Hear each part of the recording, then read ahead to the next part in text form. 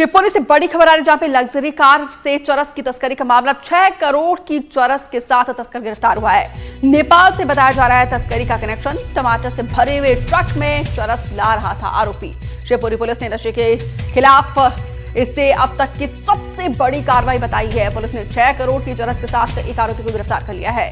Police के मुताबिक तस्करी का कनेक्शन जो है वो नेपाल से जुड़ा हुआ है, जिसकी जांच की जा रही है। बताया जा रहा है कि आरोपी नेपाल से टमाटर के ट्रक में चरस ला रहा था, जिसकी गुप्त सूचना पुलिस को मिली। पुलिस ने ट्रक को काबू में कर लिया है।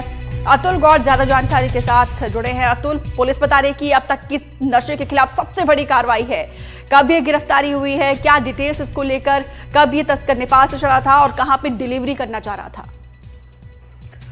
जी दीपिका, देखिए ये जो मामला है ये शिवपुरी के संदीप सिंह सरदार से जुड़ा हुआ एक मामला है। ये आरोपी पहले भी कई बार तस्करी के मामले में पकड़ा गया है। पिछले दिनों गुना में पुलिस ने इसे पकड़ा था, जिसमें स्मैक बरामद अफीम बरामद की गई थी और इससे पहले इसके पास से 3 करोड़ रुपए की चरस बरामद की गई थी। इस बार इससे बड़ी खेप 6 करोड़ 21 लाख रुपए की चरस बरामद की है। ये जो चरस है वो नेपाल के रास्ते लखनऊ होते हुए भारतीय सीमा में प्रवेश की और इसे लाने वाला लखनऊ का रहने वाला मोहन सिंह है, जो वहां से नेपाल से लेकर के टमाटरों के बीच में इसे छुपा कर लाया और उसके बाद में जो है ये वहां से शिवपुरी पहुंचा और इस आरोपी को इसने सप्लाई किया। अब पुलिस ने इस आरोपी से इतनी बड़ी मात्रा में चरस की बरामदगी की है, जिसकी डील राजस्थान में स्मगल करने के लिए तय की गई थी। मुखबिर की सूचना पे पुलिस ने वो कार्रवाई की और इसे रंगे हाथों चरस के साथ गिरफ्तार कर लिया। ये एक लग्जरी गाड़ी से पहुंचा था। लग्जरी गाड़ी के पीछे पुलिस ने बताया कि इसके पास पिछले दिनों कोई संपत्ति नहीं थी, एक ढाबा चला करके अपनी आजीविका चलाता था।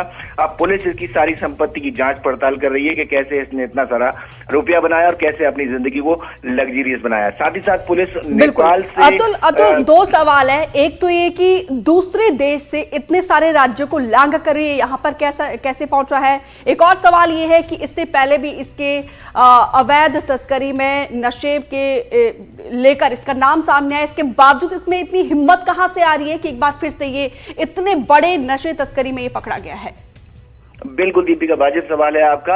यकीनन ये बात सामने कानून को चुनौती देती हुई है। कानून को ये बताने के लिए काफी है कि एक आरोपी जो पहले चरस की स्मगलिंग करते हुए पकड़ा जाता है, वो कैसे उसके बाद में एक बड़ी, उससे बड़ी और दोगुनी खेप को ला करके चैलेंज करता है, कानून को चुनौती देता है। और जो दूसरा सवाल आपने पूछा कि कैसे इतने राज्यों को लांघ करके नेपाल से ये चरस यहाँ पहुंची, तो यही जो नेटवर्किंग है इसी की पड़ताल करने के लिए पुलिस जो है इससे पूछताछ कर रही है। और जो मोहन सिंह का नाम का एक और आदमी, एक और शख्स है जिसके ऊपर जो है नेपाल से लाने का आरोप है, उसके साथ भी पुलिस पूछताछ करने की कोशिश कर रही है। पुलिस ने इस पूरे मामले को लेकर के शिवपुरी से नेपाल तक जांच का एक जाल बिछाने की बात की है।